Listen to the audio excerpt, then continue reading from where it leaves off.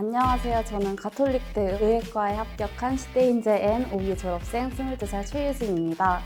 나이로는 삼수기는 한데 삼수를 하지는 않았고 현역대 학생부 종합 전형으로 고려대학교에 합격하여 1년 재학한 후에 올해 1년간 휴학하면서 재수를 했습니다.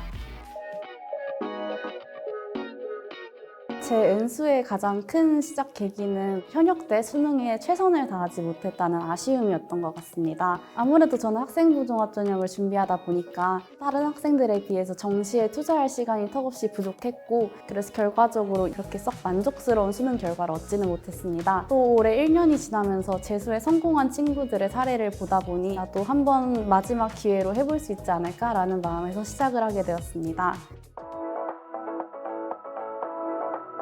저는 6월 모의고사 거의 직전에 시대인재에 편입을 한 케이스였는데요. 이미 상반기에 진행되었던 선생님들의 교재도 너무 많이 쏟아져 나오고 한 주에 나오는 브릿지나 엑셀러레이터 같은 자료들도 너무 많다 보니까 이걸 다 어떻게 감당하지라는 생각에 처음엔 되게 스트레스를 많이 받았던 것 같아요. 일단 모든 자료를 풀이하기보다는 그 주마다 나오는 주간지들 위주로 먼저 풀이를 했고 그 다음에 부족한 부분이 보인다 싶으면 선생님들의 교재를 이용했던 것 같습니다. 그리고 6월 모의고사가 끝나면 시대인재에서 한 주 정도 방학 기간이 있는데요. 그때 저는 방학 때 수업이 없으니까 한 과목을 되게 파기 좋을 것 같다고 생각을 했습니다. 그 중에서 저는 미적분 개념이 조금 부족하다고 생각을 했었는데 그때 이동준 선생님의 올리 미적분이라는 교재를 혼자 독학도 하고 모르는 부분들은 TA분들께 여쭤보거나 지인분들께 여쭤보면서 미적분을 채워나갔던 것 같습니다. 그리고 강조하고 싶은 마지막 시간으로는 수능 직전이 있는데요. 저는 다른 과목들보다는 탐구라는 과목이 단기간에 빠르게 정확하게 푸는 걸 연습하면서 점수를 확 올리기 좋다고 생각을 했고요. 그래서 서바이벌 킬러들을 다 모아서 하루에 정말 닥치는 대로 3시간 정도씩 풀었던 것 같아요. 결국에는 이번 2022학년도 불수능이었던 것 같은데 그때도 그렇게 긴장하지 않고 필킬러 문제들을 풀어내고 시간도 많이 단축했던 것 같습니다. 저는 아무래도 수학이 취약한 과목이었고 화학 1이라는 과목은 올해 처음 시작한 과목이었기 때문에 가장 좀 집중했던 것 같습니다. 수학에 대해서 다시 시작하기로 마음을 먹었을 때는 바로 학원에 들어가는 것보다는 인강을 들으면서 처음부터 개념을 쌓으려고 노력을 했습니다.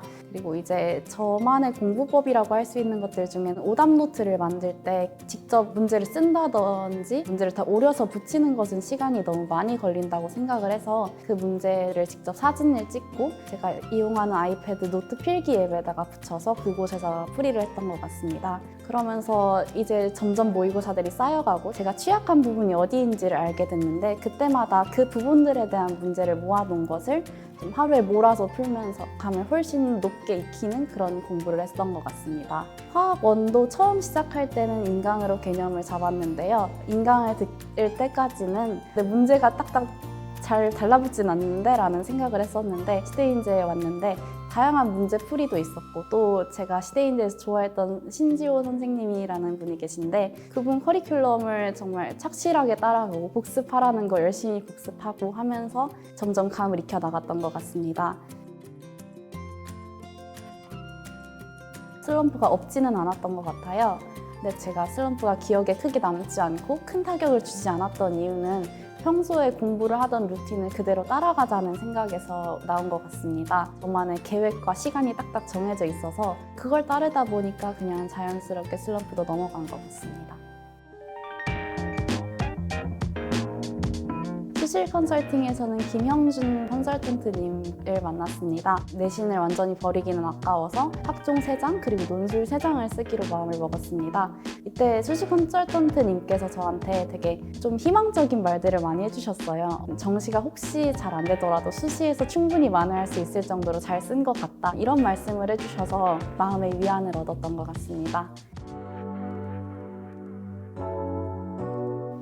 일단 저는 수능 한 3일 전쯤에 좀 심각한 몸살 감기에 걸려서요. 당일날 바로 집에 가서 쉬었거든요. 오히려 이 시간이 수능 전 일주일부터 되게 차오르던 긴장감을 좀 완화시켜주고 그냥 하던 대로 보면 되는 게 아닐까라는 생각이 들었던 시간인 것 같아요. 나머지 3일 전까지는 되게 침착한 마음으로, 그리고 전날까지도 그냥 학원에 평소대로 가서 평소대로 공부하던 거 보고 복습하면서 차분하게 보냈고, 집에 한 8시쯤 온 것 같아요. 다음 날에 배탈 나는 게 무서워서 밥을 원래 안 먹으려고 했는데 그래도 좀 배고파서 밥 먹고 일찍 잠들었던 것 같아요. 원래 제가 수험생활 중에 불면증이 있었던 시기가 있었는데 그 시기 때 어떻게 극복했는지 생각해봤을 때 라디오를 듣는 습관이 있었거든요. 그래서 저는 수능 전날에도 일찍 잠들려고 라디오 틀고 바로 고민 없이 잠들었던 것 같습니다. 그리고 수능 당일 아침은 솔직히 되게 정신이 없다고 생각을 했어요. 아침에 시험장에 고사장에 들어가서 국어 시험까지 생각보다 시간이 짧아서 제가 준비해 갔던 걸 다 못 보기도 했고, 그런 부분들 때문에 조금 긴장이 되기는 했는데 어쨌든 저는 수능장에 가서 좀 긴장을 일부러 안 하려고 저만의 주문을 만들어 가기도 했었고요. 수능 샤프 받을 때 수능 샤프 색깔이 왜 저러지? 라는 생각도 조금 하면서 일부러 긴장감을 좀 놓으려고 노력을 했던 것 같아요. 그럼에도 불구하고 국어 시험은 조금 어려웠던 것 같아서 첫 문단부터 안 읽혀서 그게 가장 힘들었었는데, 한 국어 선생님께서 아무리 시험이 어려워도 너가 평소에 풀던 그 습관을 그대로 가져가면은 원점수는 보존이 못 되더라도 100분위는 보존이 될 것이다 라는 말씀을 해주셨는데, 그 말씀을 계속 되새기면서 최대한 차분하게 문제를 풀었던 것 같아요. 그다음에 탐구 시간에는 한국사 시간에 먼저 계산 연습 예열 같은 거 하면서 준비했던 것 같고요. 탐구 시간 1시간은 되게 정신없이 지나갔던 것 같은데 제 체감으로는 되게 어려웠던 것 같기는 했습니다. 그래서 수능 당일날 수험장을 나오면서 저는 울면서 나갔거든요. 사실 저는 수능을 못 본 것 같았고 제 점수가 가늠도 안 돼서 걱정을 많이 했었는데, 다행히 다음날 수시 컨설턴트님께서 연락이 오셨는데 그때 제 점수를 보내드리니까 이거는 의대 점수니까 걱정하지 말아라 라고 해주셔서 그때부터 조금 마음을 놓고 지냈던 것 같습니다.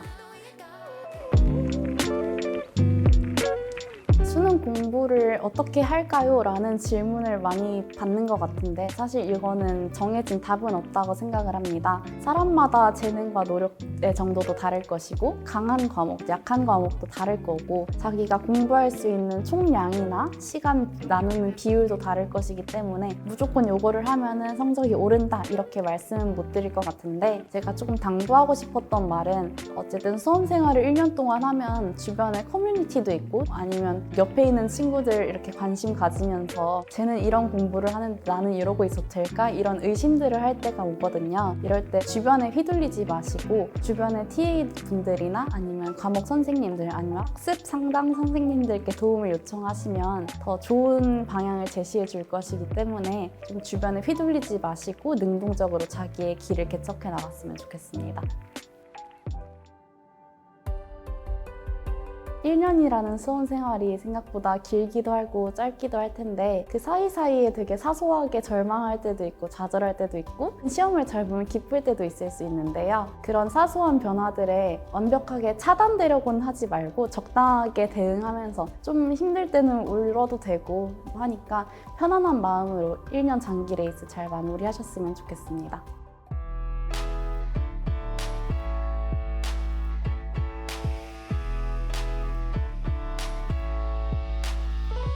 저는 시대인재는 청사진이라고 생각을 합니다. 청사진이란 미래에 대한 희망적인 계획이나 구상이라고 합니다. 시대인재는 수험생들이 가장 수능날에 좋은 결과를 얻기 위한 구상을 잘 해두었으니 이를 잘 따라간다면 좋은 결과를 얻을 수 있을 것입니다. 하지만 청사진을 만든 주체가 시대인재이지 따라가는 주체들은 학생들이기 때문에 자신이 계획한 바에 맞춰서 중요하다는 점 잘 지켜서 1년 동안 수험생활 잘 마무리했으면 좋겠습니다.